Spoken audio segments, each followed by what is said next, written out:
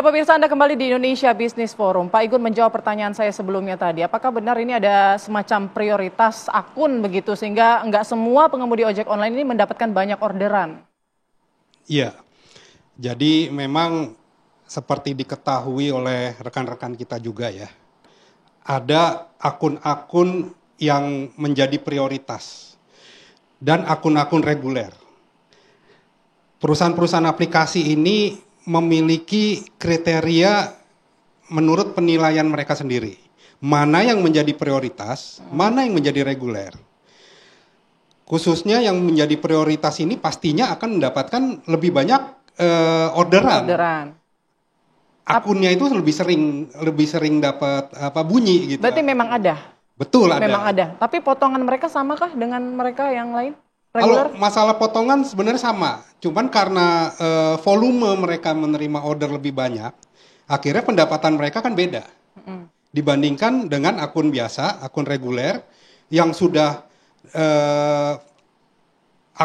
orderannya sedikit, di bawah 10, bahkan mungkin di bawah 5 per hari, potongannya juga sama dengan akun yang prioritas. Lalu untuk apa gitu aplikator kemudian memprioritaskan pengemudi tertentu begitu kalau memang tidak ada sumbangsi lebih dari akun-akun prioritas ini?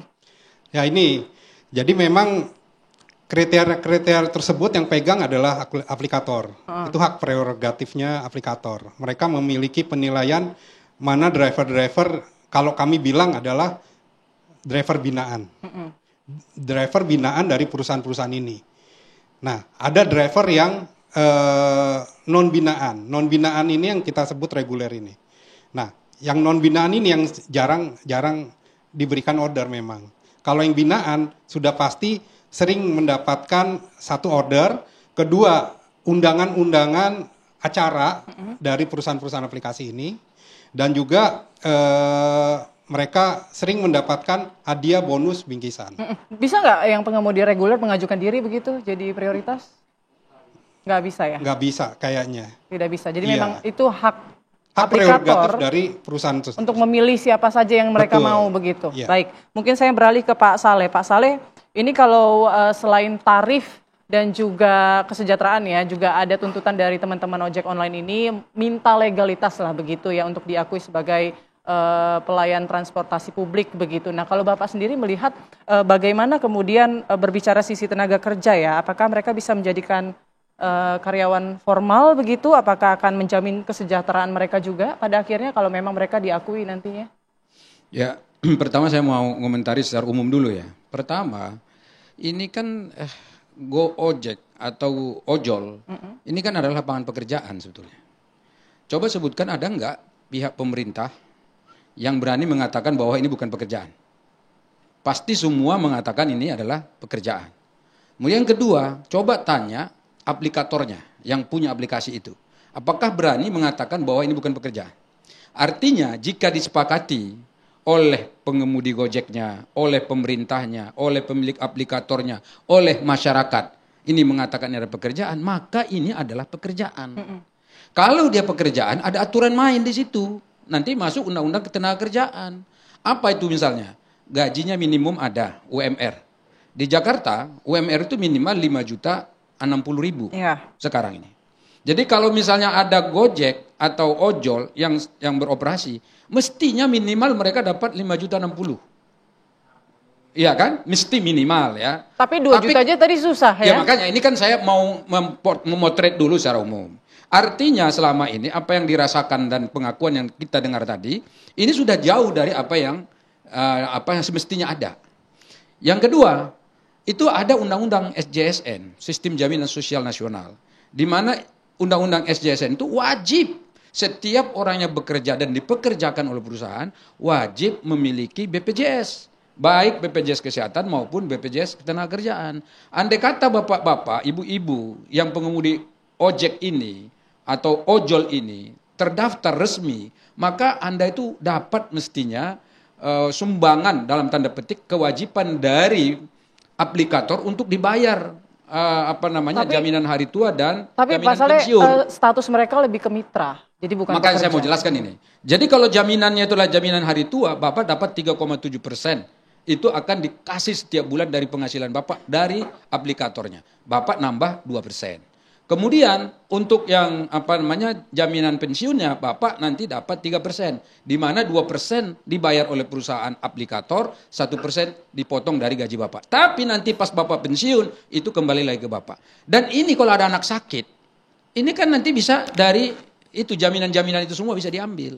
Nah kemudian ini kan saya juga heran ini orang-orang mendapatkan keuntungan besar menurut saya. Tadi kalau keterangan ini kita akumulasi bahwa mereka yang punya aplikasi ini itu luar biasa mendapatkan keuntungan. Mereka itu padahal mohon maaf ya, walaupun itu ilmu pengetahuan itu mahal, mereka itu padahal hanya menciptakan aplikasi di mana aplikasi itu mengikat semua orang yang bekerja di situ. Akibatnya mereka harus bayar ke situ. Nah sekarang mereka kan juga dapat iklan. Mereka dapat dari tadi potongan dan seterusnya. Lalu bagian daripada pekerja ini apa? Nah karena itulah maka berdasarkan ini kita bisa simpulkan ini tidak boleh lagi dijadikan kemitraan, Mbak. Jangan hubungan mereka kemitraan. Tapi harus diperjelas, dipertegas. Hubungannya itu kalau bisa harus sebagai pekerja. Betul. Kalaupun tidak sama dengan pekerja yang lain di luar sana, tapi harus betul-betul dijadikan betul-betul mitra pekerja. Dan ada satu lagi, catatan yang paling penting sebetulnya untuk kita ketahui bahwa pengemudi ojek ini, tadi saya baca, itu referensinya tahun 2020 katanya 4 juta orang seluruh Indonesia. Kemudian sekarang ini ada yang mengatakan 2,5 juta. 5 juta. Di mana 2,5 juta itu kan dekat-dekat sini nih, Jakarta dan seterusnya.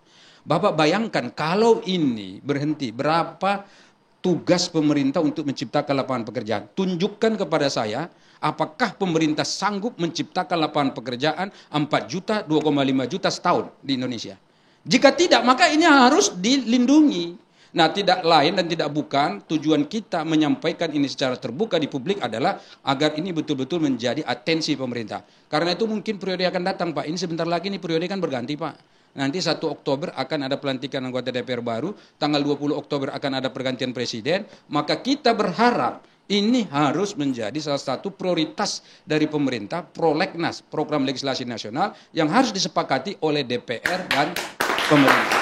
Tidak boleh hanya DPR, tapi Bapak-bapak harus ikut juga mendorong kepada pemerintah supaya pemerintah ikut. Insya Allah yang lain-lain bisa selesai kok undang-undangnya. Jadi, kenapa ojol yang enggak? Jadi kayak terkesan menunda-nunda menunggu pergantian pemimpin begitu ya? Sebetulnya tidak ada urusannya dengan ini kan hanya soal kesepakatan kita dengan pemerintah. Jadi kalau di DPR itu Mbak, jadi ini kan ada persepsi juga kadang-kadang salah ya di masyarakat. Seakan-akan undang-undang itu hanya tugas dari DPR, salah. DPR itu hanya punya hak buat undang-undang 50% Bapak Ibu. 50% lagi ya pemerintah. Jadi kalau pemerintah nggak setuju terhadap satu undang-undang, nggak jadi undang-undangnya. Begitu juga sebaliknya, kalau ada undang-undang diusul atau inisiatif pemerintah namanya, kemudian DPR nggak setuju, ya nggak jadi juga undang-undangnya. Jadi sama, ada inisiatif DPR namanya, ada inisiatif pemerintah. Jadi kalau inisiatif pemerintah tidak disetujui oleh pemerintah, kalau inisiatif DPR tidak disetujui oleh pemerintah, undang-undangnya nggak jadi. Sebaliknya, inisiatif pemerintah diusul oleh pemerintah, DPR nggak setuju, maka tidak bisa. Lalu apa solusinya Pak Saleh? Solusinya adalah pemerintah dan DPR harus berdua duduk bersama buat program legislasi nasional untuk membuat undang-undang. Kalau dari jawaban Pak Saleh ini kayaknya DPR harusnya pro ya terhadap status para pengemudi ojek online ini kemudian dilegalkan begitu menjadi pekerja ya. Ya kalau saya secara pribadi mendengar cerita tadi kan ada banyak kalau bahasa saya itu hal-hal yang mistis ya. Bagi saya apa yang disampaikan oleh teman-teman tadi yang waktu offline tadi. Berarti bahwa penghasilan mereka jauh di bawah standar. Berarti tidak boleh lagi ada perlakuan di Indonesia ini mempekerjakan orang dengan mengambil keuntungan yang banyak tanpa memikirkan keluarganya. Bayangkan kalau ada 2,5 juta tadi katakan seperti itu di Jakarta pengemudi Gojek ini dan mereka bawa 2 orang atau 3 orang di keluarganya. Berarti ada 7,5 juta yang sekarang bertahan hidup dengan kehidupan yang ada di Gojek online dan ojol-ojol tadi itu. Jadi ini tidak bisa dianggap main-main. Ini harus diselesaikan. Berarti kalau gitu Pak Saleh setuju nih, 50%-nya sudah setuju. Ini tinggal menunggu pemerintah begitu ya Pak Saleh ya? Fraksi Partai Amanat Nasional, yang kebetulan saya ketua fraksinya, insya Allah akan setuju dan berdiri di depan. Semoga pemerintah juga setuju ya. Jadi buat masa depan para pengemudi ojek online ini juga bisa lebih jelas dan lebih sejahtera. Kita juga masih akan lanjutkan diskusi kita. Usai jeda berikut kami akan kembali lagi sesaat lagi.